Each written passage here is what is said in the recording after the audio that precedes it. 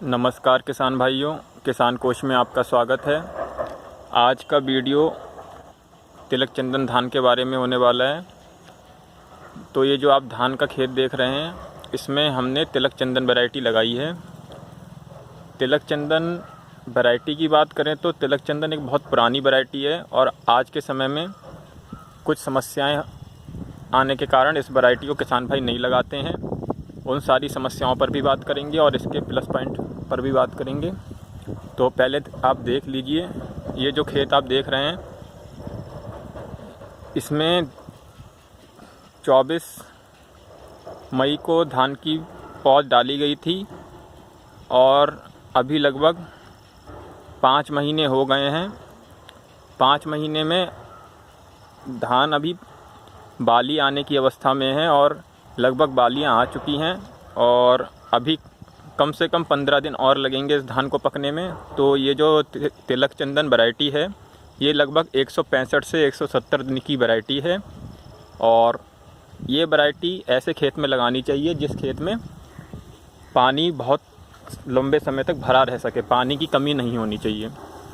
तो आप बालियां देख सकते हैं, इस वैरायटी की बालियां आपको दिखाऊं मैं तो ये जो तिलक चंदन होता है, इसके खासियत की पहले बात करते हैं। तो कहावत यह है कि तिलक चंदन का चावल पकाने पर अपने आप एक नेचुरल खुशबू छोड़ता है और इस चावल में घी डालने की आवश्यकता नहीं होती, क्योंकि इसकी प्राकृतिक सुगंधी घी की जगह काम करती है।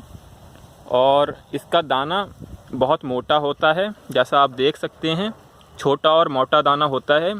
जब ये चावल पकाया जाता है तिलक चंदन का, तो ये अपनी लंबाई से 2 गुना तक हो जाता है। और जैसा आप देख सकते हैं, इसका दाना बहुत छोटा और मोटा होता है, जैसे PR 13 और इस तरीके के धान की वैरायटियाँ होती हैं। तो इस खेत में आप तिलक चंदन का धान अभी 5 महीने की अवस्था में देख सकते हैं और अभी लगभग 15 दिन में यह धान पक जाएगा। बालियां आ चुकी हैं। अब इस तिलक चंदन वैरायटी बंद क्यों हुई, किसान क्यों नहीं लगाना चाहते, इसके बारे में बात करते हैं। एक तो ये जो वैरायटी है, ये बहुत लंबे समय की वैरायटी है, 165 से 170 दिन की वैरायटी है, इसलिए इसको लगाना कोई बहुत फ़ायदेमंद बात नहीं है, क्योंकि इससे बिक्री मोटे धान के रूप में ही होनी है। दूसरी बात, इस वैरायटी में डिजीज़ रेजिस्टेंस बिल्कुल नहीं है। जो आप इस खेत में देख सकते हैं, इस खेत में बैक्टीरियल ब्लाइट और ब्लास्ट, जो धान के मुख्य रोग हैं, दोनों रोग लगे थे और उनका उपचार किया गया, फंजीसाइड का प्रयोग किया गया। तो किसान भाइयों के लिए ये भी एक समस्या है इस वैरायटी को लगाने पर, क्योंकि ये डिजीज़ रेजिस्टेंस नहीं है। और जो नई वैरायटियाँ हैं वो रोग प्रतिरोधक हैं, इसलिए इस वैरायटी को लोग किसान नहीं लगाते हैं।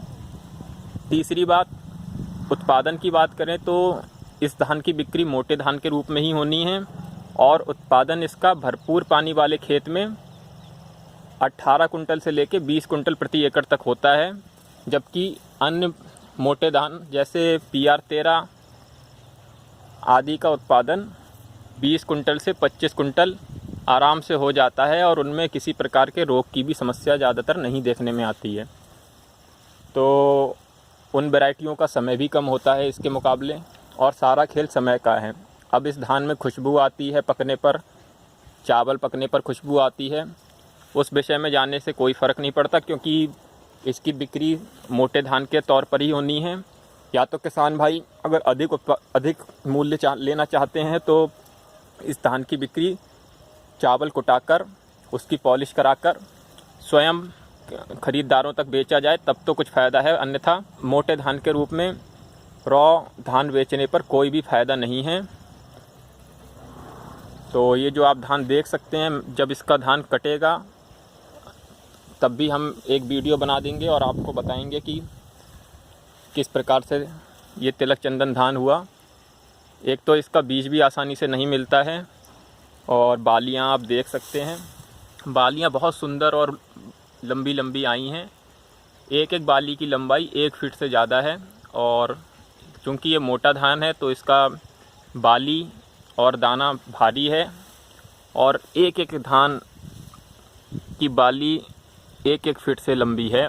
आप कुछ दानों पर काला काला धब्बा देख सकते हैं। और ब्लास्ट जब रोग लग गया था इस पर, तो एक बार रोग लग जाए तो उसका नियंत्रण बहुत धीरे धीरे होता है। इसलिए रोग प्रतिरोधक वैरायटियाँ ही लगानी चाहिए, चाहे कोई सी भी फसल लगा रहे हों। अब इस धान को अगर आप लगाना चाहते हैं तो इसको यदि खुद प्रोसेस कर और ग्राहकों तक बेच सकें तब तो इस धान को लगाना अच्छा है, अन्यथा इस धान को लगाने से कोई फ़ायदा नहीं। क्योंकि अब तो रेशम और बहुत सारे खुशबू वाले धान आ गए हैं, इसलिए अब खुशबू के मतलब से इस धान का लगाने का कोई औचित्य नहीं है। और ये जो धान है इसमें एक बात यह भी है कि यह धान लगभग 7 से 8 फीट तक आराम से बढ़ जाता है, जबकि इतनी लंबाई किसी धान में नहीं होती। इस धान में 7 से 8 फीट तक की लंबाई हो जाती है।